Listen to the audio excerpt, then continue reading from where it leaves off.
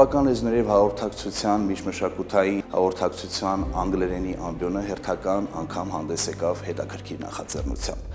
Սա առաջի դեպքը չէ, մեր հարգարժան ամբիոնի վարիչ դոկտոր պրոֆեսոր Շուշանիկ Պարոնյանը համակցում է բիզնես ոլորտը լեզվաբանության հետ։ Մարքեթինգային հաղորդակցություն եւ բիզնես խոսույթ այս խորագիրը գրող այս սիմպոզիումը յուրօրինակ հարթակ է միավորելու լեզվաբաններին եւ գործարարներին։ Մենք ունենք գործարար հաղորդակցություն վերնագիրը գրող մագիստրոսական ծրագիր, որի շրջանակներում մեր ֆակուլտետում դասավանդում են բազմաթիվ ոլորտների ներկայացուցիչներ՝ սոցիոլոգներ, տնտեսագետներ, գործարարներ, մարքեթինգի մասնագետներ։ Ուստի այս մարդկանց դասավանդման process-ի վերլուծությունը եւ ամփոփ նկարագիրը հետաքրքիր ձևով խտացված է այս սիմպոզիումի շրջանակներում։ Մենք ունենք բազմաթիվ շրջանավարտներ, ովքեր աշխատում են գործարար հաղորդակցության ոլորտում, արդեն կայացած մասնագետներ են եւ այսպիսի մտահղացում առաջացավ ստեղծելու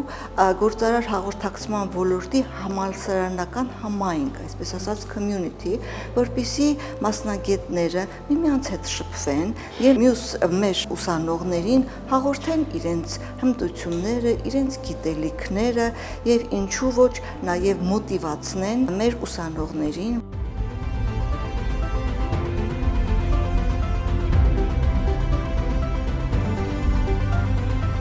Մենք գիտենք, որ մարքեթինգում էմոցիաները ավելի շատ դեր են խաղում, քան մտավոր պատկերացումները։ Այդ իսկ պատճառով կարծում եմ, որ արվեստի եւ մարքեթինգի բիզնեսի միաձուլումը բավական արդյունավետ է։